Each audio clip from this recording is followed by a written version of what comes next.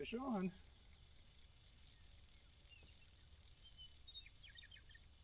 Probably a perch or a small bass.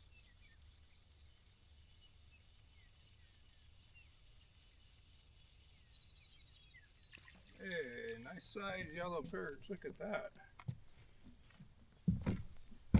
So this is yellow perch, first of the season. Perfect.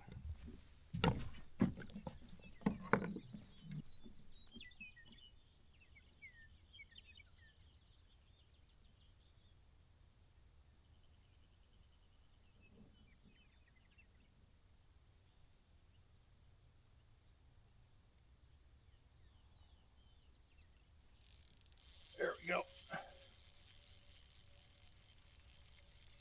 Got another.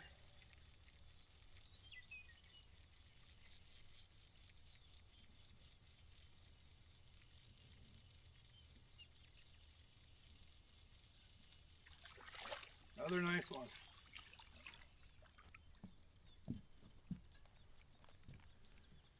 Sometimes it can be pretty simple. That's just casting out. We're not really having to chase them down too much, and the high-low rig allows us to figure out where we should be. It's always a good rule of thumb to double check your hooks and your bait before you cast back out, just to make sure nothing's damaged, ruined.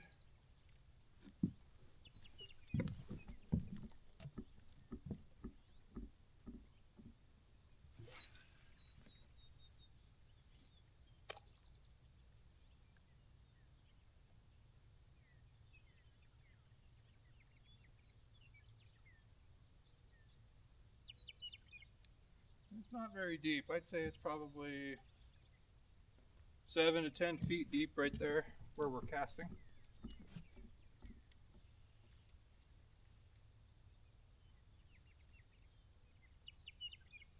But the trick of this is also learning the lake. And I don't mean just from the structure on the side.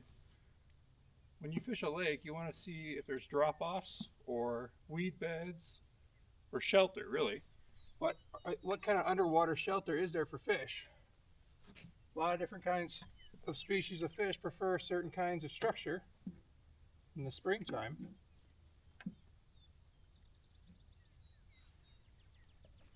And honestly, this one's getting hit so much it's hard to get a second rod going for smaller lures.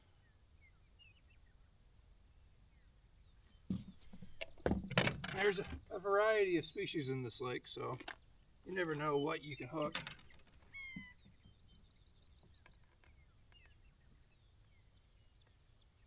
But with the way they're eating, it seems to me that they're a bit cold. They're not being very aggressive. Current temperatures are right around the low 40s. Which for these fish isn't a horrible deal. Yellow perch, or some of the trout species they have in here. But it definitely can slow them down. Be a little more lethargic. Right about time.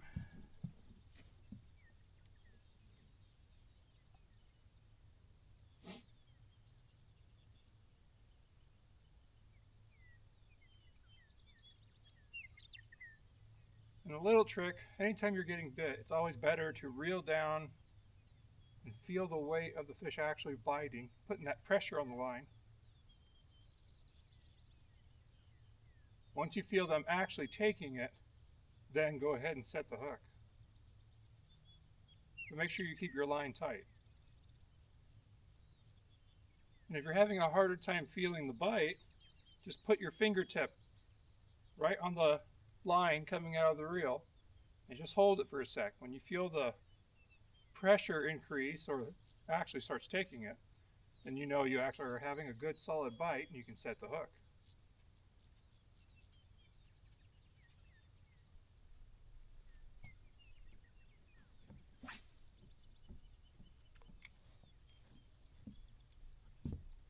When you're casting lures, especially early in the morning or late in the evening, it's ideal to cast along the shoreline That way most fish that are prowling around looking for their next meal are going to be the ones that try to be the most aggressive. Usually early morning and late in the evening. It's along the shoreline. It doesn't mean you can't catch fish casting out, but you should always start with casting along the sides.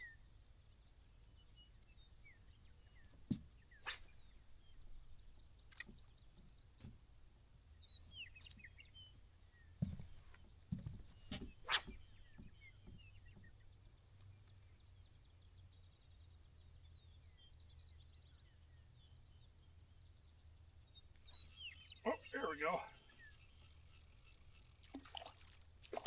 Oh, wasn't expecting that for the crankbait.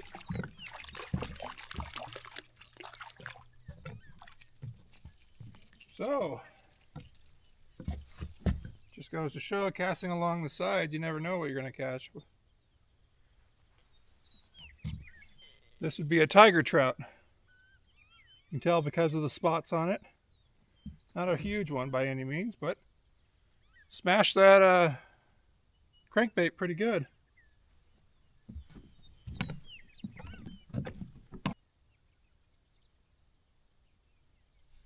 There is something messing with it.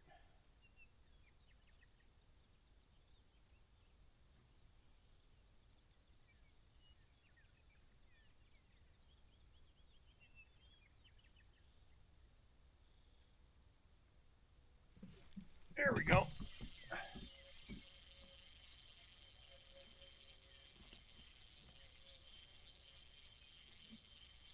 That one might be a trout.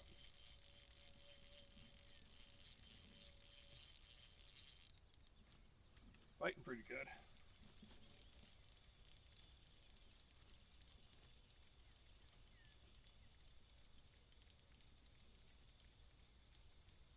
Yep. Good sized trout.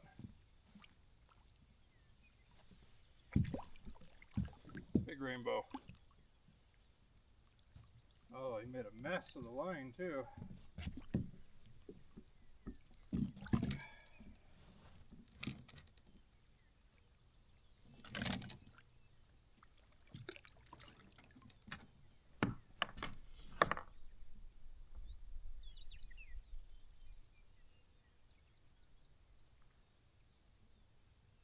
Sure did.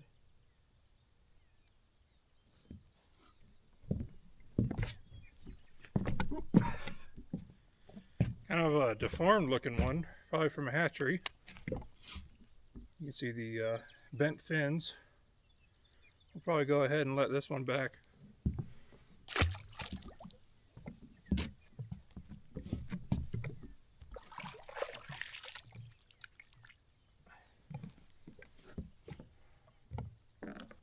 So a pretty common issue with the high-low rig, and I purposely did this to show, eventually when you're using it, if you're not using swivels and do it the way to help prevent tangles, eventually something like this is going to happen, where you get this monstrous tangle.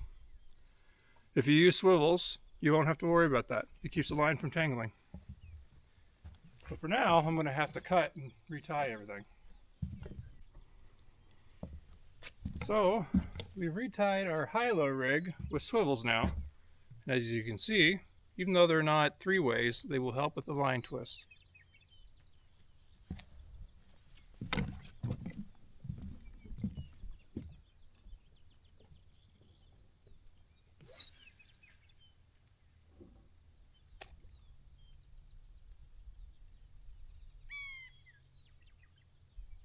And all we're doing is an overhand cast with that too. Not side arming it, just straight out.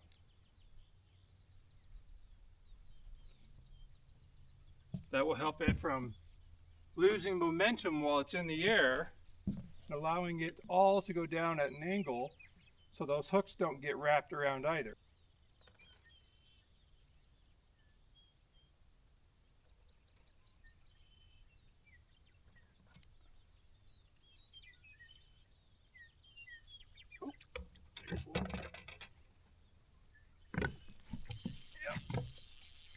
feels larger, like a trout again.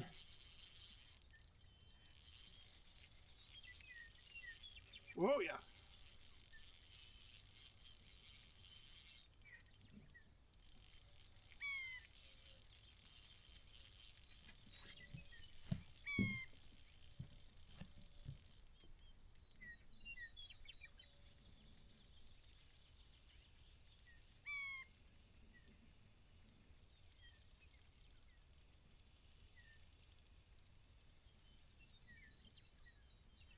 Yeah, another big trout. Big rainbow. Plus I had 2 fish on because the other hook broke off.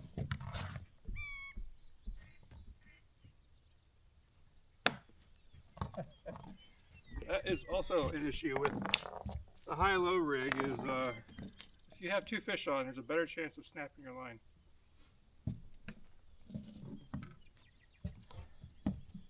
And these are all just big stock trout.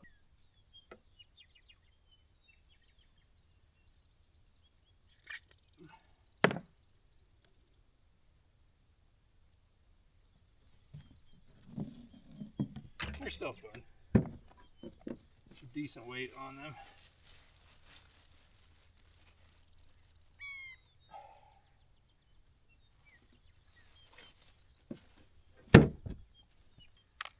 So a little bit about today. We're using 4-pound test line. We're using a looser drag, as you can hear, I'm sure. That way we don't snap the line. Size 6 Octopus hooks. Your classic earthworm for bait. And really what it is just half a worm. You know, we're just putting this bait out there to have it out there, and up till now, this is the first time I've had to get more bait.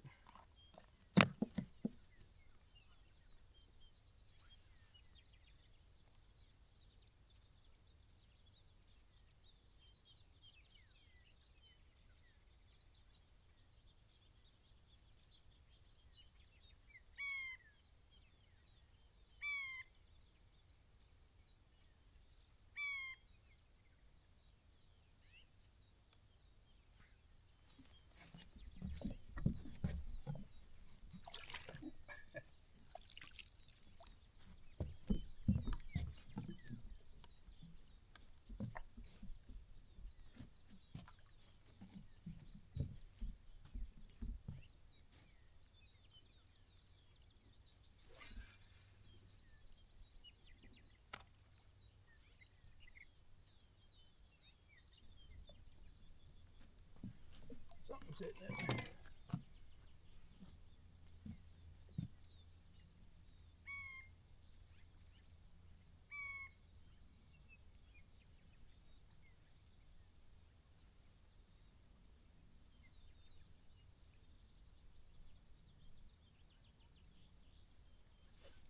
There we go.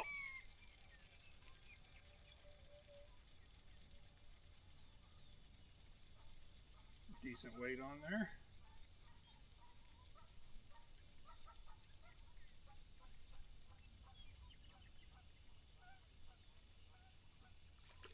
Looks like another trout.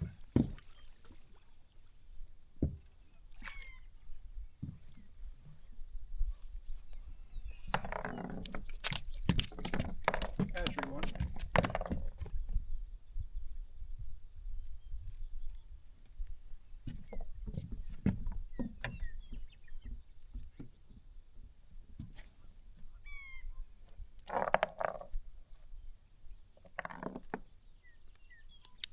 Boop. Good, the hook's not too deep. Just everything's wrapped around.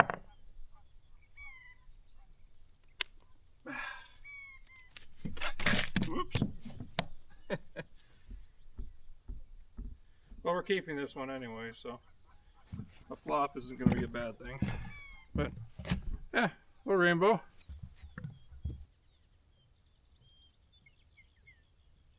Yep, we sure did.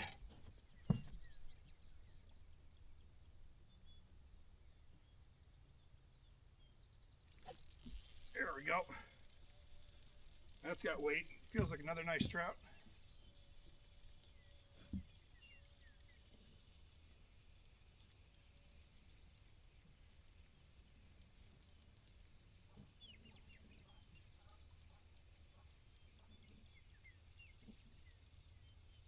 Oh yeah.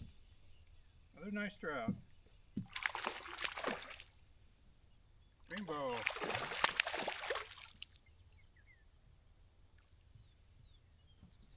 That's a good looking one. Nice, fat, healthy. Really good size. Rainbow.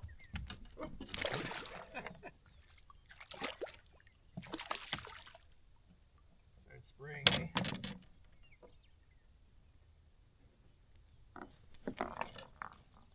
Really good. Don't wear your good jeans when you're going fishing for one.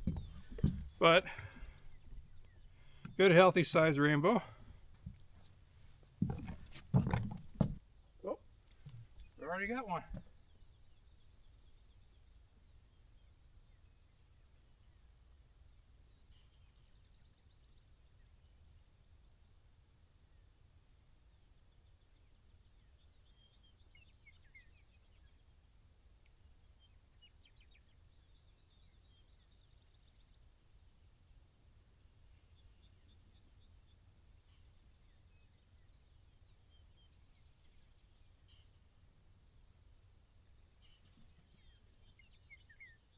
He must be already hooked because he's swimming around. It's moving, obviously, but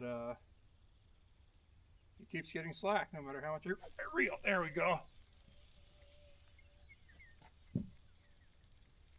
Feels like a trout.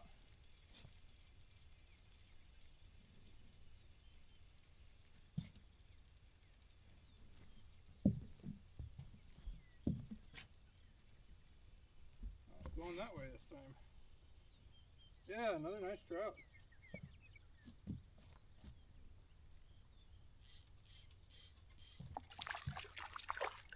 Woo! Don't go under the dock.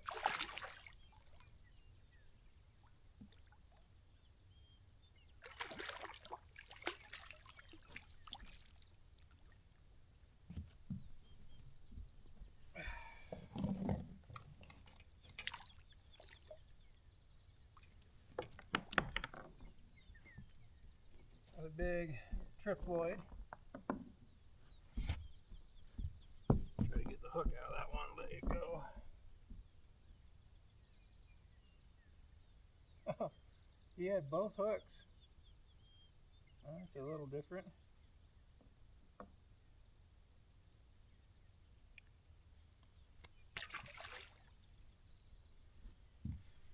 That one was hooked pretty good too, so we just cut the line above the hook. The hook will rust out eventually. You might be wondering, why did I leave that one to go back while we've been taking several others? Well, those triploids are a larger trout. They're sterile, they'll keep growing. As long as they can keep eating, they'll keep growing. And the bonus to that is, if there's kids around, that's hopefully something they're going to hook, get a good fight out of. So we leave those ones for them. It's a good thing to remind people that wherever you're fishing, you need to first, before you ever go out, learn the regs.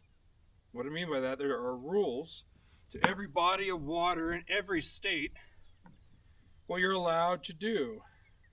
Now, some people might get upset about that. That is just how it is. When we buy fishing licenses, or tags, if you want to call them that, it allows state funds to be used to help manage and stock more fish if it's a place that's naturally stocked.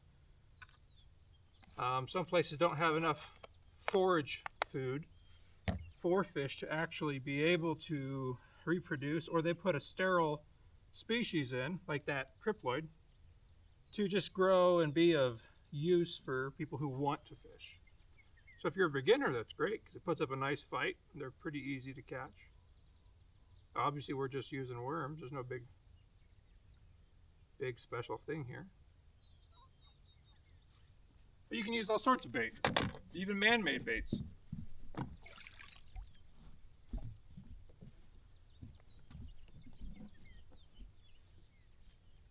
You guys should let me know if this is the style of video that you like, or you're on a tripod viewing and just watching, or if you prefer a head mount, so you see everything I'm doing as I'm doing it from my point of view.